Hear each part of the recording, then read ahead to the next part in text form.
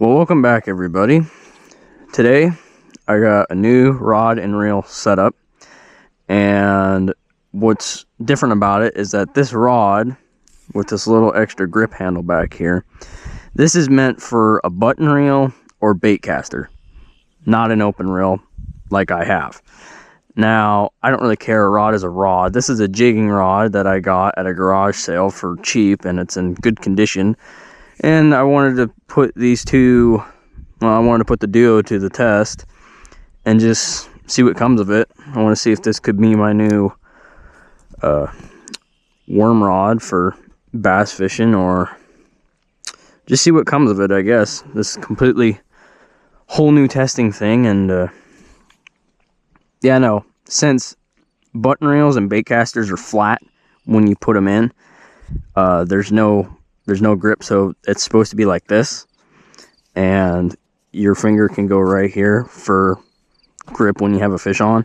But for open reels like this, everything right there, I mean, that's supposed to be your grip, and the rod is flat on the back, so I mean, you can put your hand all the way around, but I mean, I don't really care. I think this is probably going to be a good duo, but we'll see what happens. And this entire pond, as you can see, has nothing but moss on it, but I mean, it's got plenty of open spots to work with.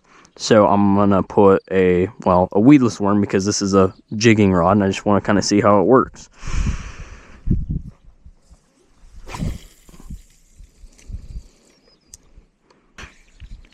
The worm does feel good on the end of this rod.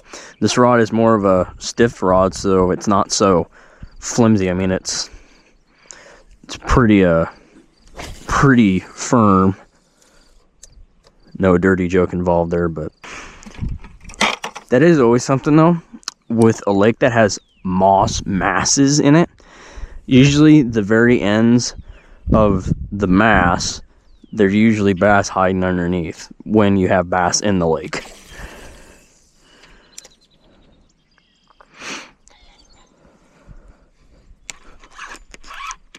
Ooh. Gotta try and keep them out of this moss as much as possible, but that's almost impossible to do unless I get them to the very top of the surface, which I did.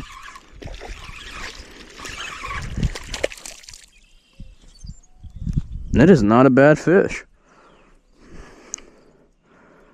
First fish on this rod is probably about a 2-pounder.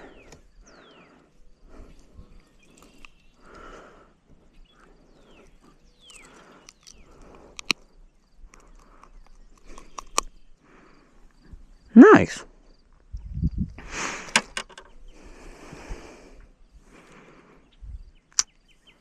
Excellent. Now let's see if we can get you out there past the moss.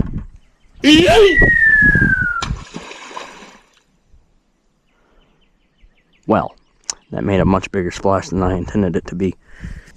Pretty sure the wind set is supposed to be out of the north, and this is coming basically straight out of the west-northwest, which is dumb. Yeah, with really mossy waters like this, and you got a worm that's supposed to sink in the water, you got to be more patient, because it's not like clean water. It sinks slower because it's got to drift through all the moss and stuff, so it's kind of a longer wait when you're using a weedless.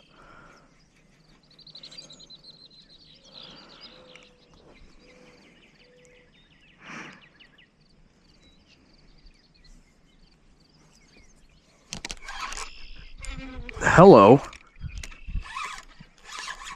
That's an angry fish.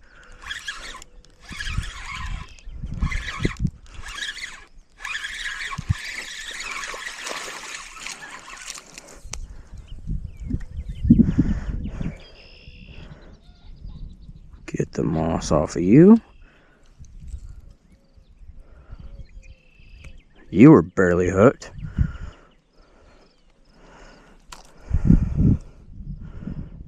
Oh, someone's been eating your dorsal fin. Big old chunk missing right there. Has Chuck been biting you? Okay. Oh. Yeah, okay, the wind caught him on that one. There's a bite. Wow. So, he was small, and that is what she said, but at the same time, he went flying out of the water like it is the last day on Earth.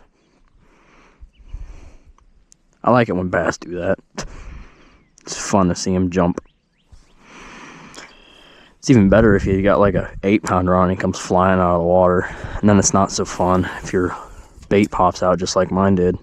Well, we've transitioned from big moss mass into a, well, mass of lily pads, because it looks like the lily pads are starting to grow back. It's what I always said in the last couple videos.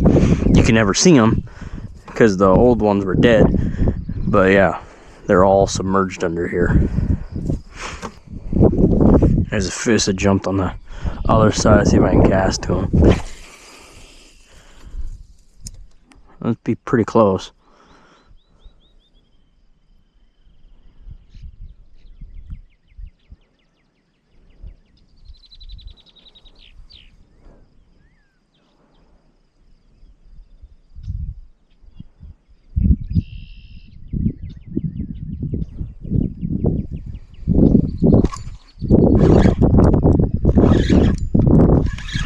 All the way on the other side.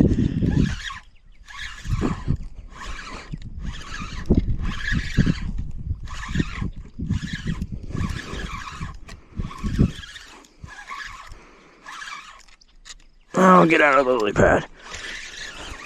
I don't think it's a very big. Oh, you got me in the lily pads. There you go. Please. Oh, it's a decent bass.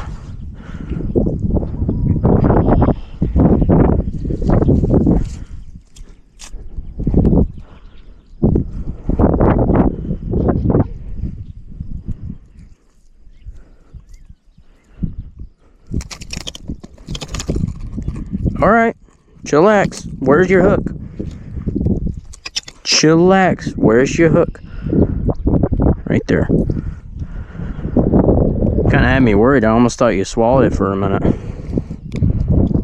And that wouldn't be good. But you didn't. You're fine. And that's okay. Nice bass. Okay, let's see. Where can I chuck you out at? Right there. Perfect.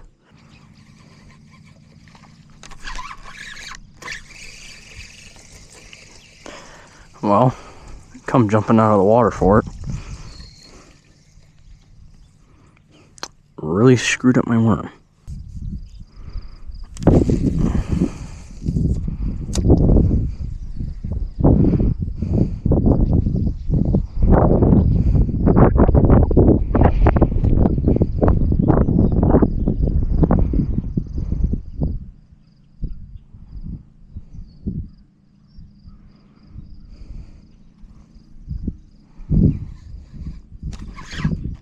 There we go. Underneath 6,000 lily pads later. Oh, there we go. Out from the moss. Oh yeah, you did it.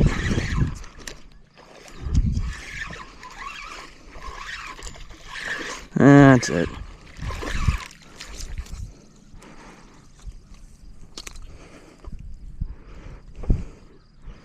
That might, this one might be close to 3.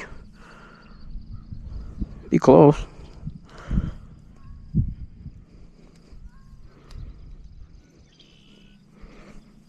Get the moss off my hand. See if we do a quick scale measurement here.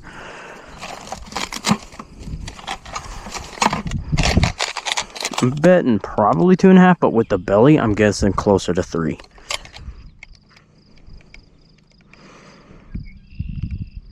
Zero out.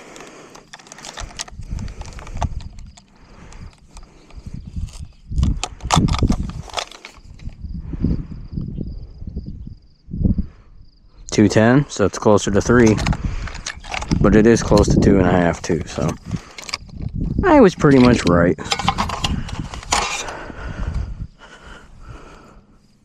Another nice fish.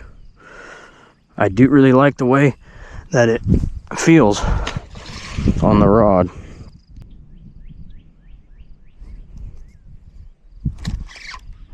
Got him. Get out of the lily pads.